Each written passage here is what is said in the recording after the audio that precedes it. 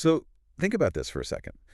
If you take a person, right, who is just sitting perfectly still at a desk, Right. they're just staring at a computer screen, but they are stressing immensely about like some approaching abstract deadline, their brain will actually drain the exact same magnitude of cellular energy as someone who is physically running this grueling, miles-long race. Yeah, biologically, it's identical. Which is wild. Like their body is stationary, but inside. Their internal battery is just Yeah. undergoing this catastrophic drain. And I really want you to think about what that actually means for how we operate every single day. Oh, it changes everything about how we view effort. Exactly. Hmm. Because imagine someone gripping the steering wheel of life with just absolute white-knuckle desperation. They're overworking, they're overthinking, and they're micromanaging every conceivable detail, just trying to force a specific outcome into existence. Right, trying to control every variable. Yeah, maybe it's a relationship they're desperately trying to save, or a career milestone they want to crush, or just this frantic reach for some semblance of personal peace. But despite this endless tide of effort, the target just keeps slipping further and further away. Like chasing a mirage. Yes. And they're exhausted, their focus is totally fragmented, and they just feel this profound, heavy sense of confusion. Like, why does relentless effort suddenly feel exactly like a cage? Well, it feels like a cage because the fundamental approach we're using to navigate the world is just entirely flawed. I mean, from the ground up. How so? We've been conditioned, basically since birth, to treat our bodies and our minds like these crude combustion engines. Like, just put more fuel in, go faster. Right. The prevailing logic is that if you just pump more fuel in, if you just push the gears harder, you'll inevitably move forward. But human existence doesn't operate on a mechanical spectrum. It operates on an energetic and biological one. Okay, so it's not a machine.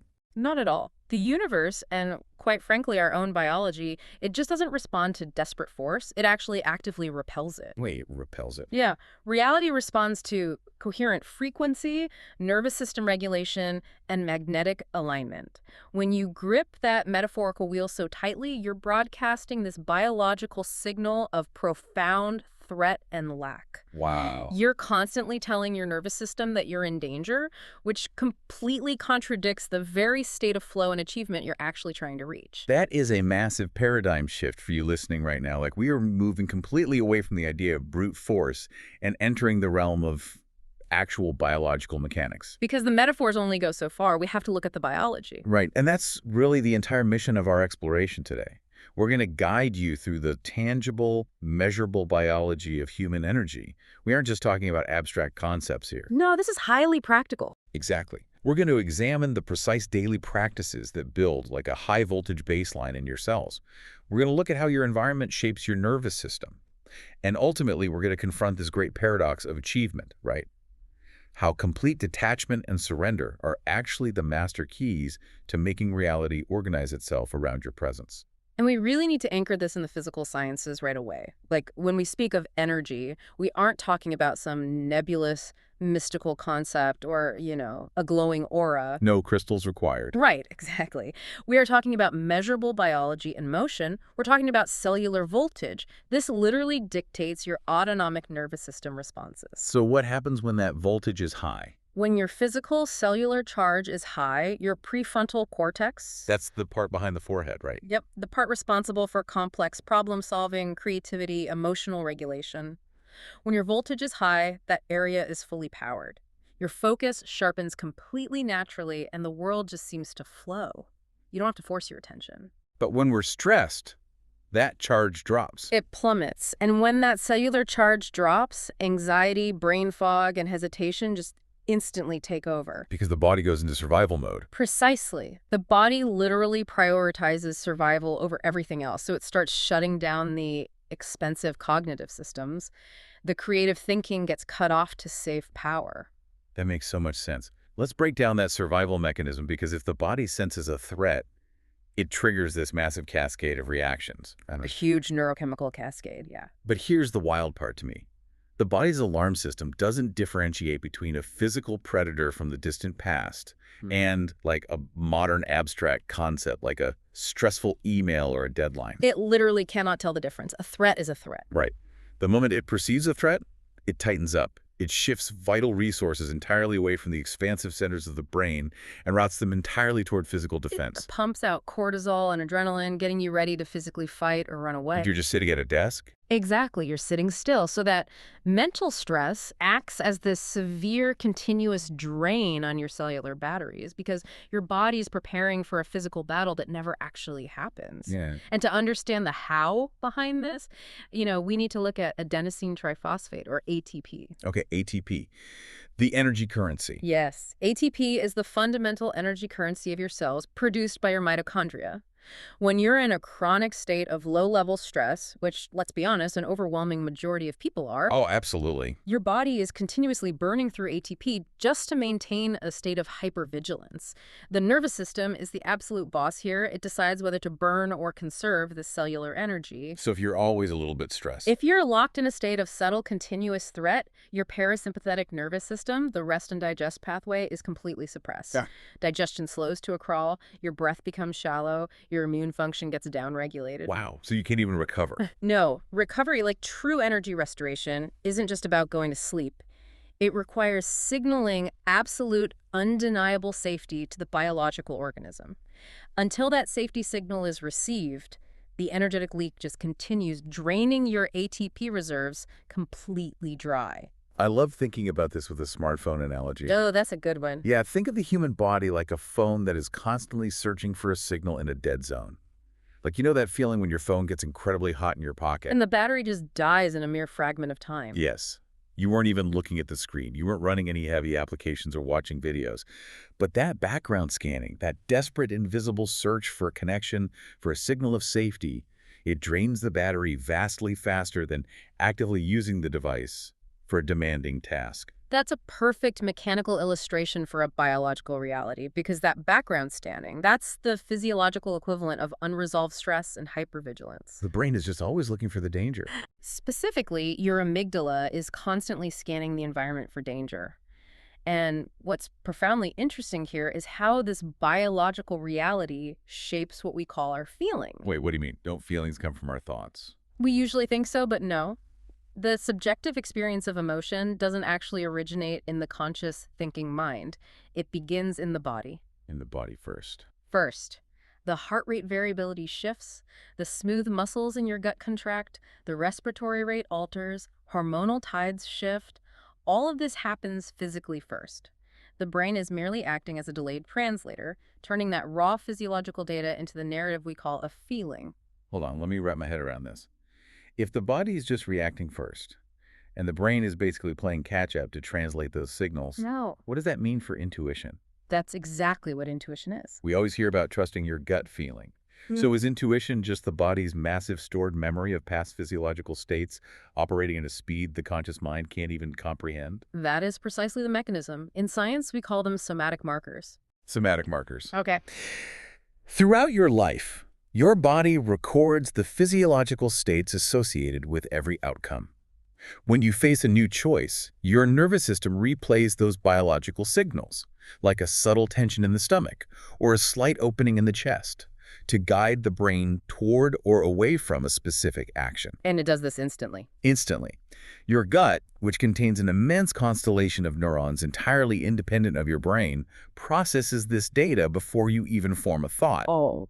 So what we casually call a gut feeling is quite literally an incredibly rapid neurobiological computation. But here's the danger. If the connection between those bodily markers and the brain is suppressed by chronic stress, decision-making collapses entirely. Like decision fatigue on steroids. Exactly. A person can reason through a problem perfectly using logic, but they become totally paralyzed. They're unable to actually choose because the body's internal energetic guidance system is just completely offline. Okay, so if the body reacts before the brain, doesn't that make the whole, positive thinking movement seem fundamentally backward? Very much so. Like, if you're trying to just slap a happy thought on top of a nervous system that is biologically screaming danger, aren't you just setting yourself up for failure? You're creating massive internal friction. You're attempting to send a cognitive signal of safety from the conscious mind while the body's physical voltage is radiating panic and pumping out stress hormones. And the body's going to win that fight, right? The nervous system will always inevitably win that battle. Survival protocols override logic every single time. You cannot outthink a biological threat So response. what do you do instead? You have to regulate the body first. You have to calm the physical system so that the lower brain centers receive accurate, calm data. Only when the biological alarm bells are silenced does positive visualization or high-level strategic thinking become remotely effective. That makes total sense. So if the foundation of our entire experience, like our mood, our focus, our ability to attract what we want, is physical cellular voltage, Yeah. how do we engineer that voltage intentionally? Right. How do we stop leaving our baseline to chance? Exactly. How do we Yeah. take control of it? We engineer it through highly precise daily physical inputs. We have to stop viewing our daily habits merely as like health metrics or aesthetic chores. Like just try and look good for the summer. Exactly. They aren't chores. They are, in reality, electrical and biological management tools. They dictate the raw biological frequency at which your vessel operates. Let's start with nutrition, for example. Oh, this is where the science gets truly fascinating to me. Because when we talk about food, we're literally talking about the transfer of biological electricity. Pure electron transfer. Yeah. Yeah. We hear the term living foods a lot in wellness circles, but fundamentally fresh, whole foods literally carry electrons. They carry antioxidants. They physically charge the mitochondria. They do. On the flip side, heavily processed synthetic foods do the exact opposite. They induce oxidative stress. Let's break down the actual mechanics of that. Right. When your cells produce energy, they create byproducts called free radicals. Those are the bad guys, right? Well, they're just molecules missing an electron, which makes them highly unstable. They roam around the body desperately trying to steal electrons from healthy cells, which causes cellular damage. And that damage is what we call oxidative stress. Okay. When you consume foods that carry a high electron charge, we call antioxidants, they freely donate their extra electrons to these free radicals, totally neutralizing the threat. Wow. They just hand over the electron and calm the system down. Exactly. And when your cells aren't constantly fighting off oxidative damage, they fire with vastly greater efficiency. The chronic mental fog just lifts. You experience a profound sharpness in your cognition. But heavily processed foods don't have those electrons. No, they lack these electrons entirely. In fact, the body actually has to expend its own energetic reserves, its own electrons, just to process and eliminate those synthetic compounds. It's a net negative transaction for your biological battery. It's literally stealing your energy. Precisely. So food provides the charge, and then hydration acts as the conductor, right? Right to the wiring. Because water isn't just about quenching thirst. It physically conducts the body's electrical network. Like, if you're dehydrated, the blood volume drops, the blood literally thickens, nutrient transportation decelerates, and the internal electrical signal just degrades into static. It's all about cellular osmosis and electrolyte balance. Your nervous system communicates via electrical impulses. Right. These impulses jump from neuron to neuron across synapses using sodium, potassium, and chloride ions, which are all dissolved in water. So no water, no jumping. Exactly. If you lack the conductive medium of water, those action potentials, the actual electrical firing of your brain and nervous system, become sluggish. You simply cannot maintain a high, coherent baseline of energy if the physical pathways are compromised by a lack of fluid conduction. I see. That's incredible. And then there's movement. I think a vast majority of people look at exercise purely as a way to change how they look in the mirror. Which is a huge underestimation of what movement is. Right, because physiologically it's a literal power switch. Let's talk about the lymphatic system for a second, because this blew my mind when I learned it. Unlike the circulatory system, which has the heart constantly pumping blood around the clock, the lymphatic system has no central pump. None. That's a crucial physiological reality. The lymphatic system is your body's primary waste removal network. It clears out cellular debris, metabolic waste, and what we might call stagnant biological energy. But it can't pump itself. Right. Because it lacks a pump, it relies entirely on the mechanical contraction of your skeletal muscles to push that fluid through the network of vessels. Wow. So if you are entirely sedentary, that fluid just pools. The cellular waste stagnates. Movement isn't just about burning calories, it is the physical act of flushing the biological engine. Let's reframe strength training with that in mind then. Yeah. Because lifting a heavy object isn't just about tearing and building muscle fibers. Yeah. It's actually nervous system training. 100%. You're teaching your central nervous system to hold vast amounts of energy and tension under immense physical pressure without losing its rhythm, without tipping over into panic. It's essentially a stress inoculation protocol. Stress inoculation. I like that. The capacity to brace under a heavy weight while maintaining a controlled, steady breath. That is the exact same neurological skill required to handle a massive career setback or an intense relational conflict without losing your composure. Oh man, so you're practicing for life in the gym. You're artificially inducing a state of high physical stress and then teaching the brain to remain perfectly calm inside of it. You're expanding your energetic bandwidth. That is so powerful. And to build on that physiological stability, consider how we time these inputs. Aligning your behaviors to the natural cosmic cycles of the planet, like our circadian biology, anchors the metabolism. Like waking up with the sun. Exactly. Exposing your eyes to natural sunlight at the dawn of the cycle triggers cortisol in a healthy, awakening manner and sets a timer for melatonin release later. Continuous, chaotic habits keep the endocrine system in a state of erratic fluctuation. So routine actually creates energy. A steady, biologically aligned baseline frequency will always outperform chaotic bursts of extreme effort. Okay, I want to touch on breath work too. Because we breathe all day long, completely automatically. Usually without noticing it at all. Yeah, so why does conscious, deliberate, slow breathing suddenly act like this miraculous hack for the nervous system? We're just moving air in and out. What's the actual mechanism there? It's heavily dependent on the chemistry of the breath, specifically a phenomenon known as the Bohr effect. The Bohr effect. Most people assume that taking big, rapid gulps of air gets more oxygen to the brain. Like hyperventilating. Right, but in reality, it does the exact opposite. When you breathe slowly, particularly through the nose, you allow carbon dioxide levels in the bloodstream to rise slightly. But isn't carbon dioxide a waste product? It is, but counterintuitively, it is the presence of carbon dioxide that dictates how efficiently oxygen is actually released from your red blood cells into the brain and tissues. Oh, wow. Carbon dioxide lowers the blood pH, which causes hemoglobin to literally release its oxygen payload. By deliberately slowing the breath and building carbon dioxide tolerance, you flood the brain with oxygen. And that signals safety. Instantly. It sends a massive, undeniable safety override command through the vagus nerve to the primitive brain. It physically applies the brakes to the sympathetic stress response. So it's basically a manual override switch. It is the fastest, most direct way to manually intervene in your autonomic nervous system and raise your physical voltage. That's incredible. So we build the internal biological vessel, we manage the electron transfer from the food, the conduction from the hydration, the waste clearance from movement, and the nervous system safety from the breath. That's the internal foundation. But once that internal battery is fully charged, we have to look outward, right? Because this internal current we just built, it doesn't exist in a vacuum. No, we live in a very complex world. Yeah, the current is constantly being shaped and sometimes actively drained by the external container we exist in.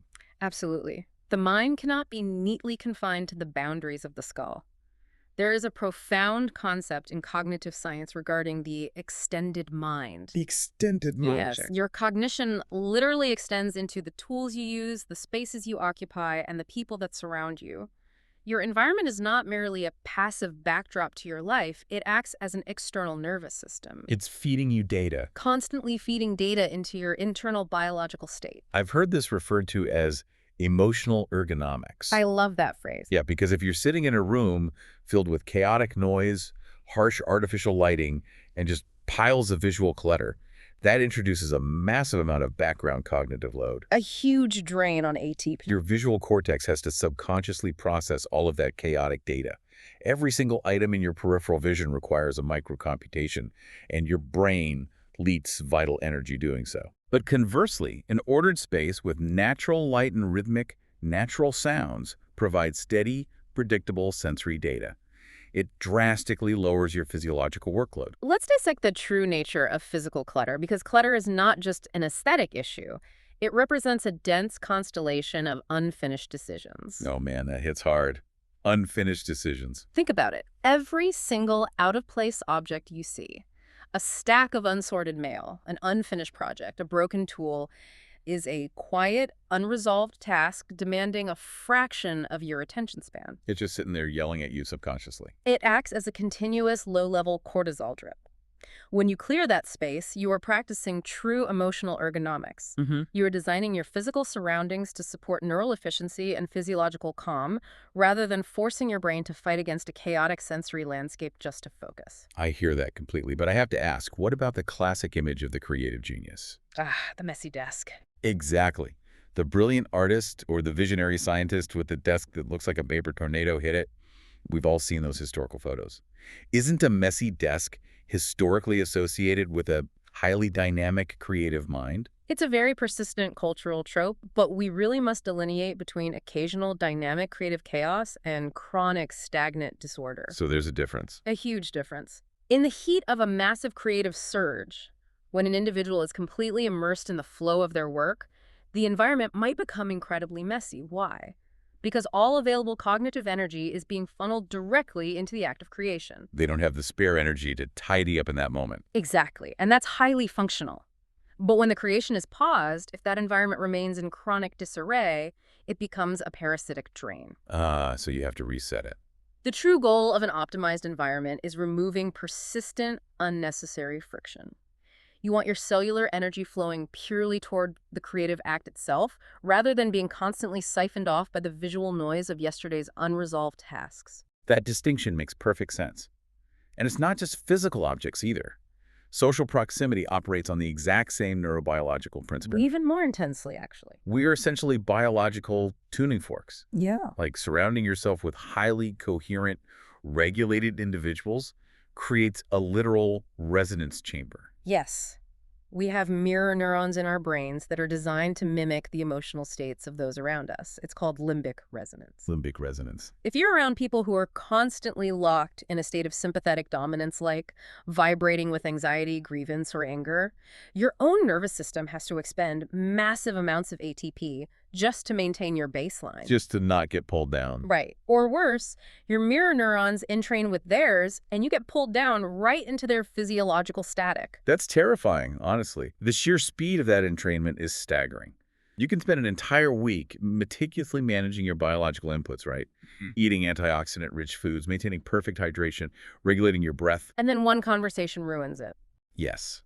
A solitary, highly toxic interaction can unravel that coherence in a matter of minutes if you aren't fiercely guarding your proximity. Your amygdala perceives their stress as a signal that there must be a predator nearby, and it triggers your own alarm bells.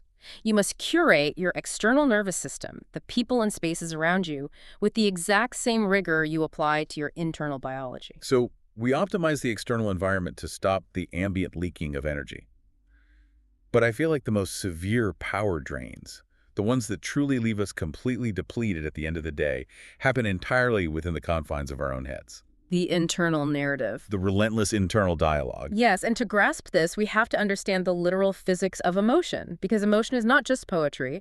It is, quite literally, energy in motion. Energy in motion. Every single feeling you experience corresponds to a specific cascade of neuropeptides and a measurable shift in your physiological state. Joy, gratitude, and deep excitement. These emotional states are parasympathetically dominant. They relax the system. They expand your physical field. They open the blood vessels, improve heart rate variability, and create systemic coherence. And the negative emotions. Fear, resentment, and chronic guilt. They are sympathetically driven. They cause the biological field to rapidly contract. They restrict blood flow, elevate resting heart rate, and create massive internal physical resistance. This really brings up the concept of thought hygiene, which I think is just as vital to our energy baseline as physical nutrition. Oh, absolutely. Because there's that well-known neuroplasticity principle, neurons that fire together, wire together. If you're constantly repeating heavy, fear-based narratives to yourself, you are physically forcing your neural pathways to myelinate, to thicken and strengthen around those chaotic, wasteful patterns. You are literally building a brain optimized for anxiety. Which is a profound waste of biological voltage. It really is. Coherent thinking, on the other hand, is a state where your internal narrative, your emotional resonance, and your subsequent physical actions are perfectly aligned. All pointing the same direction. Exactly. When there is no contradiction between what you think, what you feel, and what you do, you eliminate cognitive dissonance. And cognitive dissonance takes a lot of energy, right? It's a massive internal short circuit. It requires vast amounts of energy to sustain two conflicting realities in the mind simultaneously.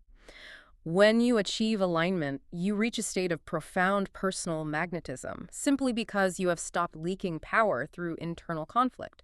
Your energy becomes highly directional. I always picture these negative mental loops like leaving the headlights on in a parked car overnight. Oh, that's incredibly accurate. You're sitting in the driveway, the engine is off, the car isn't moving an inch toward any destination, but all night long those lights are just blazing. By morning, the battery is completely dead. That's exactly what chronic worrying does. It drains the biological battery without moving the vehicle forward. It's an exceptionally accurate analogy, and the reverse of that mechanism is equally true and vastly more powerful. How so? Well, the primitive areas of the human brain, the amygdala and the limbic system, they struggle profoundly to differentiate between a vividly imagined future scenario and current objective reality. Like when you wake up from a bad dream. Exactly. A nightmare can cause you to wake up in a cold sweat with a racing heart because the physical body believed the threat was completely real. Right. Therefore, consistently rehearsing your desired outcomes, and this is the critical key here, rehearsing them with strong, coherent, elevated emotion, physically reprograms the biology. So you're hacking the system. You are firing new neural pathways and sending novel chemical signals to the nervous system, conditioning it to operate as if that desired future has already materialized. You are literally building the physiological baseline for a reality that hasn't happened yet. There's a catch there, though, isn't there? How do we actually practice that? How do we visualize this positive future or practice gratitude without it sliding into, toxic positivity? Yes, the trap of delusion. Yeah, the kind of delusion where you're just ignoring massive, very real problems or suppressing genuine trauma because you're obsessed with keeping your vibes high. That is a vital distinction to make. Genuine functional gratitude is not a delusional denial of the chaos. It is a deliberate perceptual rewiring. Perceptual rewiring. It is the active conscious deployment of the prefrontal cortex to scan for order, leverage, and opportunity amidst the chaos. So you see the chaos, you just look for the tools within it. Exactly. Toxic positivity, on the other hand, is active suppression. It's attempting to bury a negative sympathetic emotion. And suppression requires massive amounts of cognitive control, which creates an internal short circuit and rapidly drains energy. It's exhausting to pretend you're fine when you're not. Incredibly exhausting. True thought hygiene involves allowing the difficult emotion to arise, feeling the physiological shift fully, processing it without judgment, and then consciously choosing to redirect your attentional spotlight toward what is functional, true, and coherent.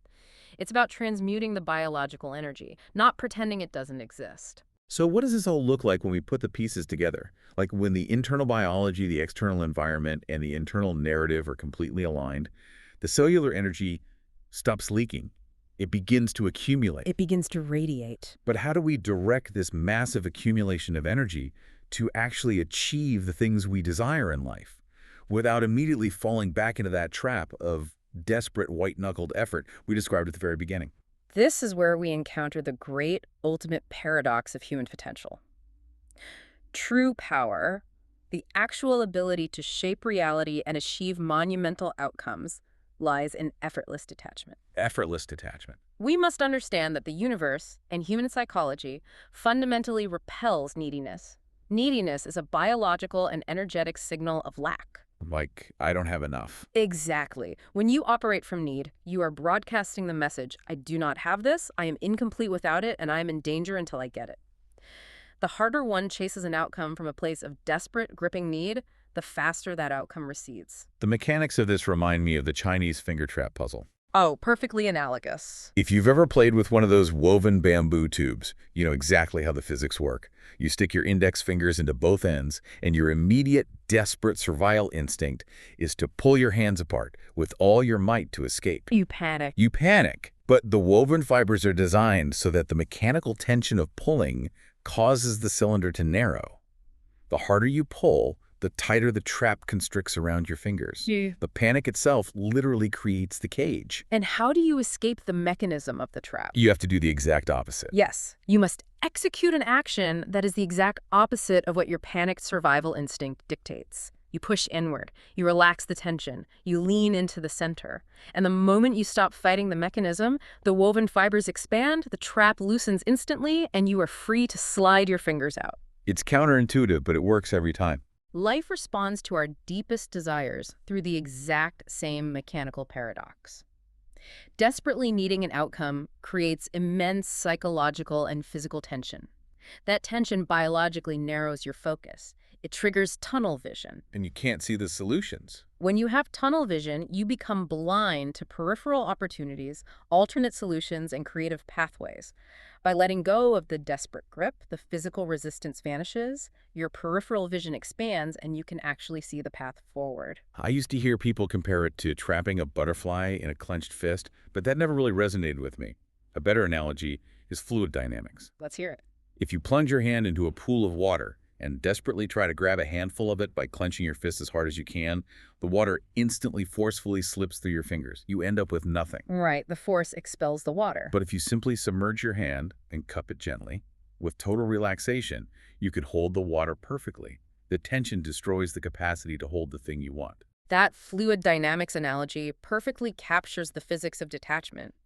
And what's fascinating is how clearly this translates to human interaction and social dynamics. Like when someone walks into a room. Exactly. When an individual walks into a crowded room or a high-stakes negotiation and instantly commands respect and attention without uttering a single syllable, what you are witnessing is a profound absence of need. They aren't looking for anything from anyone. They are not frantically scanning the faces in the room for micro-expressions of approval. They are not trying to extract validation, status, or energy from the people around them. They're just there. The energetic field they emit is dense, grounded, and completely irresistible precisely because it is entirely self-contained. Their autonomic nervous system is in a state of deep regulation. They are psychologically complete before they ever step through the door, which makes them highly magnetic to others who are craving that exact safety and stability. I have to ask, though, because this sounds like a massive contradiction to anyone raised in a highly competitive culture. It usually does. How can you genuinely desire a massive, world-changing goal, let's say building a revolutionary piece of technology or finding the absolute love of your life, work toward it every single day with intense, grueling discipline, but supposedly just not care if it happens? How do you biologically and psychologically reconcile intense effort with total detachment? It requires a surgical separation of devotion from addiction. Devotion versus addiction, okay. You must cultivate profound, unwavering devotion to the process, to the daily execution, to the meticulous craftsmanship of your work. But you must ruthlessly sever the addiction to the outcome. What does outcome addiction look like biologically? Addiction to the outcome means your internal biological regulation and emotional stability are entirely held hostage by a future event that you ultimately cannot control. You are handing over your nervous system to random chance. So you're always stressed because you don't know if it'll happen. Exactly. Devotion to the process, however, means you extract your dopamine, your joy, and your fulfillment from the effort itself in the present moment. You care deeply about the quality of the work, but you are entirely emotionally detached from how the external world chooses to reward that work. That's a huge shift in perspective. When you operate from that precise state of detached devotion, you trigger the most potent human operating system available to us. And that operating system is the flow state. The pinnacle of human performance. This is where human performance looks almost magical to an outside observer, but it is entirely grounded in hard neurobiology. Flow cannot be captured by brute force. You cannot bully your brain into the zone. No, it requires surrender. You have to fall into it by completely letting go of conscious control. It's this incredible neurological state where the perception of time just dissolves, your self-consciousness completely vanishes, and pure, highly trained instinct takes the wheel. The scientific term for this state is transient hypofrontality. Transient hypofrontality. Transient meaning temporary, hypo meaning less, and frontality referring to the prefrontal cortex. Flow is fundamentally allergic to conscious calculation. So you can't think your way into it. The very moment your conscious analytical mind steps in and starts evaluating your performance in real time, analyzing how you're being perceived, calculating future metrics, wondering if you're making a mistake, static floods the neural signal. The ego gets in the way. Exactly. For flow to occur, the ego, which is simply the default mode network in the brain that constantly narrates and judges our subjective experience, must be forcefully quieted. The prefrontal cortex actually powers down its hyper-analytical functions. And what does that allow? This biological phenomenon allows raw, highly trained subconscious instincts stored in the basal ganglia and motor cortex to execute complex tasks flawlessly, entirely bypassing the sluggish delay of conscious verbal thought. Think about the kinetic chain in athletics or dance. A great example. All right, like a highly trained dancer on a stage has spent a vast constellation of hours practicing mechanics in the studio. But the moment the lights go up and the music starts, if that dancer's prefrontal cortex kicks in and they start consciously thinking, okay, now I need to contract my left calf muscle and place my foot at exactly a 45-degree angle, they will instantly stumble. The kinetic chain is completely broken. They will look robotic and rigid. The mastery, the true art, is in trusting the heavily myelinated neural pathways of muscle memory completely. It is surrendering to the music and letting the body execute what it already biologically knows how to do. And when you achieve that profound level of biological surrender, your fundamental perception of reality alters, particularly your perception of the passage of time. Time warping. Time, as we experience it linearly, is largely a function of the prefrontal cortex tracking its own existence and calculating the space between events. When that area of the brain goes quiet in a flow state, time literally warps. Like when hours feel like minutes. A grueling passage of deep work that takes hours on a clock condenses into what feels like fleeting moments. Conversely, a split-second decision in a high-stakes environment can stretch out subjectively, giving the individual a vast era of perceived time to react perfectly. In that deep neurological space, the boundary between the creator and the creation, between the subject and the object, becomes entirely indistinguishable. That sounds incredible, but let's look at the reality of how we operate in the world. In business, in athletics, in almost every serious pursuit, we are constantly told to set hard goals, track our metrics, and constantly check the scoreboard to ensure we're making progress. The corporate mindset. Doesn't the entire concept of flow require completely ignoring the scoreboard? How do you actually succeed in a competitive landscape if you aren't rigorously tracking the score? This raises an essential distinction regarding the phasing of human effort. We must separate preparation from execution. Okay, separate the two. Preparation absolutely requires tracking. When you are in the phase of building the skills, when you are designing the overarching strategy, the metrics are absolutely vital. The prefrontal cortex must be engaged. You must evaluate, adjust, and critique. But not during the game. Exactly. Execution, the actual moment of performance, requires total, deliberate amnesia of the score. When you step onto the court, when you walk into the boardroom, or when you sit down to write the final draft, the analytical tracking must be completely abandoned. Because if you're looking at the score, If you are watching the scoreboard while you are playing the game, your eyes are physically not watching the ball. The preparation phase is highly mechanical and analytical. The execution phase must be entirely energetic, instinctual, and detached from the result.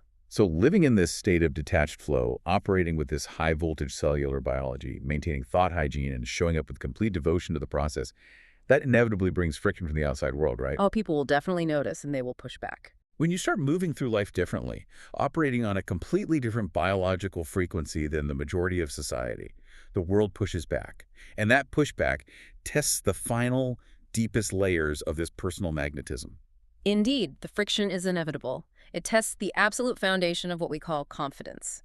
And society often tragically mistakes circumstantial bravado for true confidence. What's the difference? Circumstantial confidence is loud, boastful, and highly reactive. It relies entirely on an endless tide of external victories, the accumulation of wealth, or constant validation from peers. Because it is tethered to the external world, the moment those external markers are threatened or removed, the nervous system panics and the confidence completely shatters. They just crumble. True, unshakable confidence is something entirely different. It is entirely silent, physiologically calm, and profoundly detached. It's identity-based, not outcome-based. Unshakable confidence is the deep cellular realization that you could face brutal public rejection. You can be entirely misunderstood by your peers, or you can watch a meticulously crafted plan completely collapse into ruin, and your internal biology will remain entirely whole. Because your safety isn't tied to the plan. Right. Your core identity, your baseline physiological safety is not tethered to those external events, and that creates the ultimate leverage in any human interaction. The absolute genuine power to just walk away without a spike in your heart rate. Observe the actual physical mechanics of how the most magnetic, unshakable communicators operate under pressure. They do not rush. They never seem in a hurry. When faced with a hostile question or a tense moment, they actually reduce the cadence of their speech by a discernible fraction compared to the average person. Their resting heart rate remains low. They utilize deliberate, heavy pauses. They refuse to fill the natural silence with nervous, accommodating chatter. The silence is the power. That silence, born from a profound lack of need to constantly prove themselves or seek validation, creates a massive gravitational pull. People physically lean in. The absence of sympathetic nervous system panic in their voice signals deep safety to the mirror neurons of everyone else in the room. When someone no longer requires external validation to physiologically feel safe, their entire energetic field shifts. They stop negotiating from a place of internal biological lack. They become a totally different presence. Because they possess that incredibly rare safety of an unshakable presence, the dynamic of reality entirely reverses. Opportunities, resources, and high-level people actually begin to aggressively pursue them. The world chases those who do not chase it. It's the ultimate shift in polarity. But is there a danger here? Does this level of profound detachment, the genuine willingness to walk away, the deliberate silence, the complete lack of neediness, is there a risk that this comes across to people as incredibly cold, disconnected, or even arrogant? It's a highly valid concern, but we must clearly delineate the physiological and energetic difference between the two states.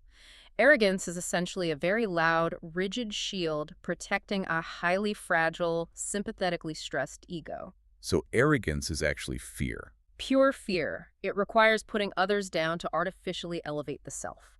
It operates from a frequency of lack.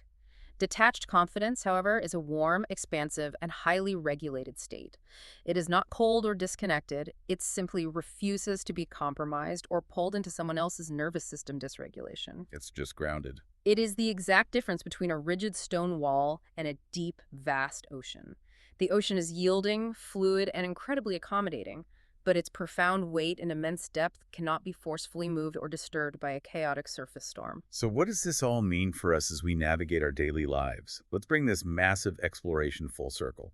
We've journeyed from the raw, measurable cellular voltage of the body, understanding how electron transfers and hydration mechanics build our baseline physiological battery. The absolute bedrock of our energy. We've examined how our physical spaces and social proximity act as an extended nervous system, constantly either draining our ATP or charging it.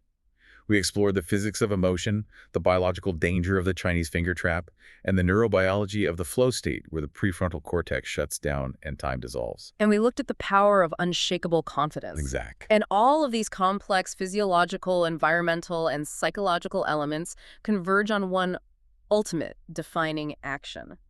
The ultimate evolution of the high-frequency individual is cultivating the capacity to surrender. Which is a loaded word. And we must fundamentally reframe this word. Surrender is not waving a white flag in defeat. It is not apathy, and it is not laziness. Surrender is the highly courageous, active choice of stepping entirely out of the mental cage of forced control. It is trusting the underlying current and mechanics of reality. It is taking massive, decisive, bold action based on everything we just discussed. Optimizing your cellular biology, ruthlessly curating your environment, maintaining strict thought hygiene, and executing the daily work with absolute unparalleled devotion, and then, at the very end of all that intense effort, completely releasing the chips to fall exactly where they may. Precisely. It is the profound realization that your localized, conscious mind, with its limited bandwidth, cannot possibly calculate or control the infinite variables of the universe. We're just too small for that. By surrendering your desperate grip on the exact mechanism of the outcome, you drop the biological tension. You open your peripheral vision. And in doing so, you allow reality to organize itself in ways vastly more efficient, creative, and beautiful than your stressed prefrontal cortex could have ever possibly engineered. Let's bring it all the way back to that person we pictured at the very beginning of this conversation. The one gripping the steering wheel of life until their knuckles bleed, physically exhausted and biologically depleted by the relentless effort to force the world to obey their timeline. The one trapped in the cage of their own making. The ultimate human potential is not found in dominating reality. It is not found in brute-forcing outcomes through sheer stress and mechanical effort. It is found in doing the rigorous internal work to become a perfect biological tuning fork for the reality you desire. You don't exhaust yourself chasing the music. You regulate your sister until you become the resonance. The sheer magnitude of this shift in how we operate cannot be overstated. When you transition your life from a paradigm of mechanical force to a paradigm of biological frequency, the internal struggle simply ceases. You align your inputs, you act with intense devotion, and you release the outcome to the void. So we want to leave you with a final provocative thought to carry with you today. I want you to consider the one single thing in your life right now that you are fighting the absolute hardest to achieve. The thing causing the most tension. Yes, the specific outcome you are obsessing over the most, the one causing you the most sleepless nights, the most cortisol spikes, and the most internal biological tension. What if that exact desire is already rushing towards you right now, but it simply cannot land? It cannot physically enter your reality. Until you finally unclench your fist, stop trying to aggressively control exactly how it arrives, and simply give it the relaxed, open space it requires to finally land.